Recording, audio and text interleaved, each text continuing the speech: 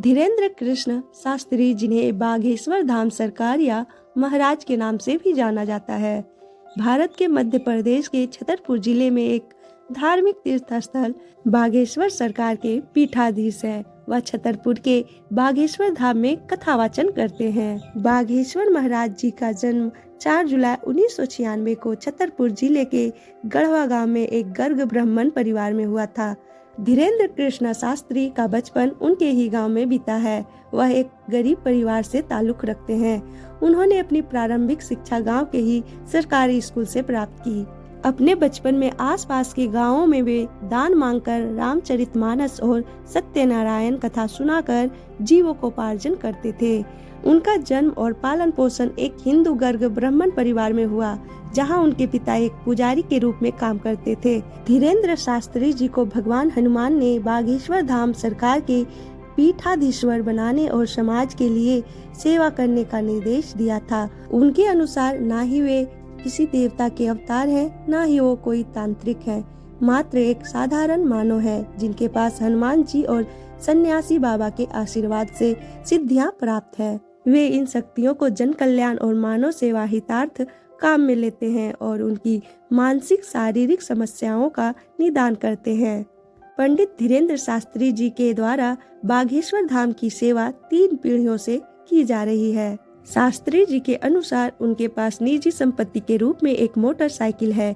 उसके अलावा जितने भी दान दक्षिणा इत्यादि प्राप्त होता है वह सेवा में उपयोग होता है। उनके अनुसार उन्होंने 9 एकड़ जमीन खरीदी है, जिस पर वह कैंसर अस्पताल का निर्माण कर रहे हैं।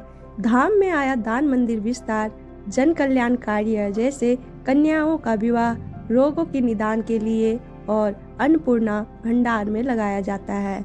धीरेन्द्र कृष्ण शास्त्री पीठाधीश्वर और बागेश्वर धाम सरकार के प्रमुख हैं, जो मध्य प्रदेश के छतरपुर जिले के गढ़वा गांव में भगवान हनुमान को समर्पित एक हिंदू तीर्थ स्थल है।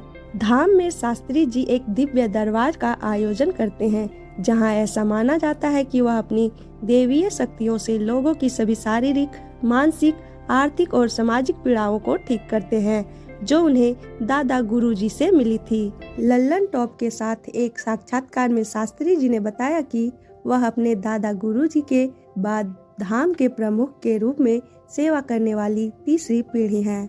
शास्त्री जी उस समय सुर्खियों में आए जब नागपुर की अखिल भारतीय अंधश्रद्धा निर्मूलन समिति के श्याम मानव ने उन्हें चुनौती दी और उनकी आध्यात्मिक शक्तियों पर सवाल उठाया।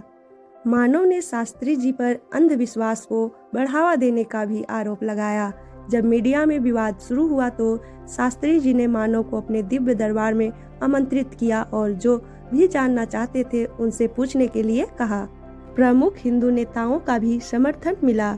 22 जनवरी 2023 को कई हिंदू संगठनों ने बागेश्वर धाम सरकार के प्रमुख पुजारी शास्त्री जी का समर्थन किया। 25 जनवरी 2023 को नागपुर पुलिस ने धीरेन्द्र शास्त्री को नागपुर में उनके सार्वजनिक कार्यक्रमों में अंधविश्वासी गतिविधियों को बढ़ावा देने के आरोप में क्लीन चिट दे दी।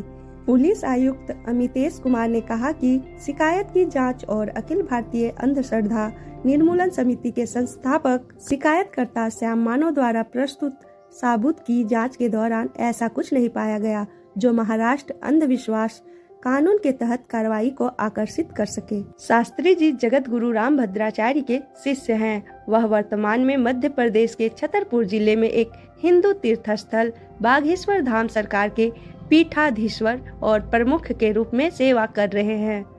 शास्त्री जी को रामचरितमानस और शिव पुराण के उपदेश के लिए जाना जाता है। ऐसा माना जाता है कि साधना के माध्यम से उन्हें कुछ दिव्य शक्तियां प्राप्त हुई है। उन्होंने अपने धाम में अन्नपूर्णा रसोई की स्थापना की है, जहां उनके अनुयायियों के लिए निःशुल्क भोजन प्रसाद की व्यवस्था की जाती है। धीरेन्द्र शास्त्री गरीब और बेसहारा लड़कियों की शादी का वार्षिक समारोह भी रखते हैं। वह प्राचीन वैदिक और संस्कृत को बढ़ावा देने के लिए एक वैदिक गुरुकुल की स्थापना कर रहे हैं। शास्त्री जी ने 2021 में एक घर वापसी कार्यक्रम के दौरान ईसाई धर्म में परिवर्तित 300 हिंदू लोगों को वापस हिंदू धर्म में लाया। 25 जनवरी 2023 को मध्य प्रदेश सरकार ने शास्त्री जी को मिली मौत की धमकी के बाद उनकी सुरक्षा बढ़ा दी। 23 जनवरी 2023 को नेताजी सुभाष चंद्र बोस की जयंती पर शास्त्री जी ने भारत को हिंदू राष्ट्र घोषित करने के लिए हमें अपना समर्थन दो, हम हिंदू राष्ट्र देंगे का नारा दिया। इंडिया टीवी के आपकी अदालत कार्यक्रम में उन्होंने कहा था कि वह सभी धर्मों का सम्मान करते हैं और किसी भी धर्म के प्रति दुर्भावना नहीं रखते, परंतु वह अपने धर्म के लिए आपत्तिजनक टिप्पणियां और कृत्य बर्दाश्त नहीं करेंगे। तो दोस्तों, ये थी धीरेन्द्र कृष्ण शास्त्री बाघेश्वर महाराज की जीवन की कहानी। इनके जीवन के बारे में और कुछ भी जानकारी आपको अगर चाहिए हो तो कमेंट करके जरूर बताएं।